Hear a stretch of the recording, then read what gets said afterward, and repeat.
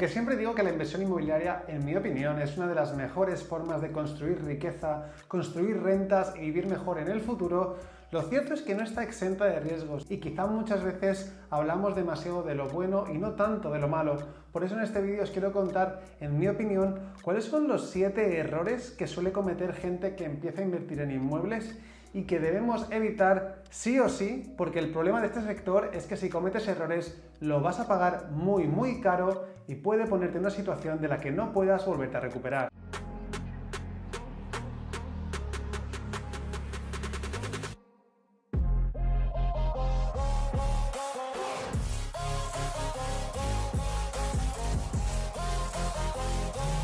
Número 1. Pensar que te vas a hacer rico rápidamente o vivir de rentas enseguida. Este, en mi opinión, es uno de los errores principales que comete la gente, probablemente porque se ve influenciada por lo que se lee por ahí, por lo que se ve en vídeos de YouTube. Y lo cierto es que cuando algo se hace muy popular y se vende como que es muy fácil, generalmente hay gato encerrado. Realmente la inversión inmobiliaria es una forma de hacer crecer tu patrimonio y tus rentas poco a poco. Hay formas de acelerarlo, hay formas de hacerlo mejor o peor, con más o menos riesgo, pero no creas que esto te va a permitir vivir de rentas enseguida. Tiene su trabajo, tiene su sacrificio detrás, sobre todo a la hora de ahorrar mucho dinero, pero sobre todo no es oro todo lo que reluce, no todas las propiedades valen y por eso, aunque es una buena forma, un buen vehículo de crear riqueza, no es tan fácil ni tan rápido como a veces se suele anunciar. Número 2. No tener una estrategia concreta. Mucha gente está un poco perdida a la hora de empezar, incluso ya cuando tiene 1 o 2 inmuebles y no sabe por dónde tirar y va comprando sin pensar demasiado en cómo las decisiones de hoy afectan de cara al futuro.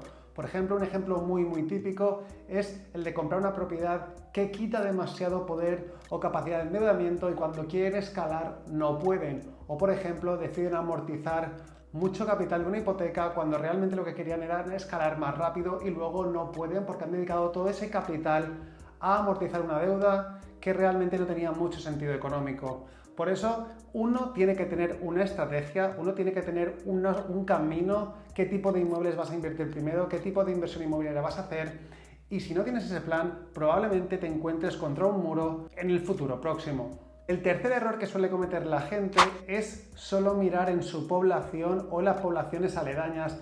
Esto es muy típico, creo que esto le pasa a todo el mundo, a mí me pasó también, y es que a veces nos centramos solo en lo que tenemos delante y digamos que dejamos pasar oportunidades mucho mejores. Hoy por hoy esto está cambiando, la gente tiene la mentalidad más abierta porque digamos que la diferencia de rentabilidades entre unas ciudades y otras son muy grandes y por eso a veces es necesario salir de la zona de confort y mirar en otros lugares. Es cierto que es más difícil, obviamente uno tiene que delegar ese tipo de trabajo, pero suele tener sentido hacerlo, sobre todo una vez ya has empezado a invertir en inmuebles, una vez ya no tienes tanto miedo y controlas y conoces bien qué implica invertir en inmuebles con éxito. El cuarto error, y muy típico también, es omitir o pensar que la negociación no es tan importante.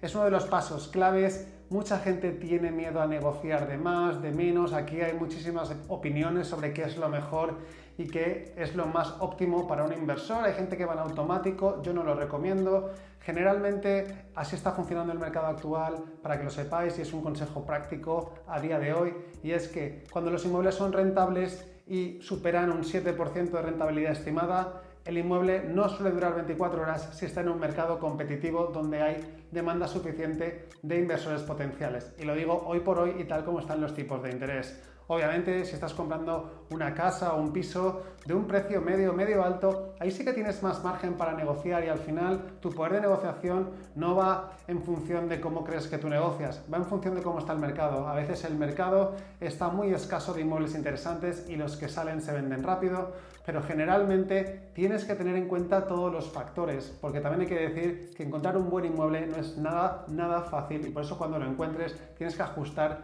ese número para que tenga sentido para las dos partes. Otro de los errores súper importante que comete muchísima gente, sobre todo cuando se embarca en sus primeras inversiones, es creer que el trabajo y la reforma y el coste que tiene una vivienda es claramente inferior a lo que realmente va a ser. Siempre tenéis que asumir que os va a costar una reforma muchísimo más, por lo menos un 15-20% más de lo que sueles presupuestar inicialmente, porque además no tienes experiencia, pero es que además es muy fácil caer en esa dinámica de mejoras una parte de la casa, con lo cual la otra se te queda desfasada y finalmente haces otro tipo de inversiones que te llevan a gastar incluso más dinero de lo inicialmente estimado. Esto es un problema porque muchas veces la gente compra inmuebles para reformar y si no ajustas muy bien ese coste se te puede ir de las manos y puede bajar mucho tu rentabilidad. Dicho esto, siempre recomiendo que lo que haya que hacer, que lo hagáis al principio, porque luego es muy complicado hacer cosas entre inquilinos y sobre todo porque vais a tener menor rotación, porque no tendréis que hacer constantes reparaciones sobre el inmueble. Otro error muy importante es subestimar la rotación. La rotación es el pan de cada día de un inmueble y por eso mucha gente compara inmuebles como si todo fuesen manzanas y realmente los inmuebles pueden ser manzanas, naranjas, piñas y plátanos. ¿Qué quiero decir con esto? Pues que al final un inmueble que está en buen estado, reformado, en una buena ubicación, a un precio de mercado, va a tener muchísima menos rotación que un piso que está medio que se queda a pedazos o está muy viejecito, está en una ubicación que no es del todo buena, no tiene tanta demanda y a lo mejor es un cuarto piso sin ascensor, aunque uno estime que va a tener un 8% de rentabilidad, luego lo cierto es que la rotación va a hacer que no sea así. Y eso es un error muy típico porque mucha gente se ciega con el retorno, del Excel inicial y lo acaba pagando y eso, que por mucho que uno se crea, es una ley natural de oferta y demanda. Reducir la rotación de los inmuebles hace que las rentabilidades que uno estima sean lo más exactas posible, nunca lo olvides. En último lugar y súper importante, no especules comprando inmuebles. Mucha gente especula, siempre piensa en por cuánto lo va a vender en el futuro, a ver si gano dinero rápido y de esa forma que me hago millonario rápido. Realmente la inversión inmobiliaria, la mejor forma de hacerlo y la forma en la que yo recomendaría a todo el mundo que lo hiciera, sobre todo si estás empezando, es pensar que el activo es un activo bastante seguro, que si lo mantienes durante mucho tiempo y haces los números en el presente, la cosa te va a ir bien. No es tan complicado, empezar a invertir y crear un portfolio interesante de inmuebles. Céntrate en la rentabilidad del presente. Si es muy rentable en el presente, lo será en el futuro. No es necesario especular ni tener en cuenta la revalorización futura, porque eso realmente son castillos en el aire. Muchas veces nos vamos a quedar cortos y muchas veces estaremos especulando o creyendo que vamos a sacar muchísimo dinero de más, con lo cual no tiene sentido. Si te beneficias a 10, 15, 20 años, genial, es lo más probable, pero ojo con arriesgar y justificar el precio que pagamos hoy para que el futuro lo haga rentable. Nunca operes así porque te puedes pillar los dedos, sobre todo si estás endeudándote o apalancándote para hacer compra de este tipo de activos.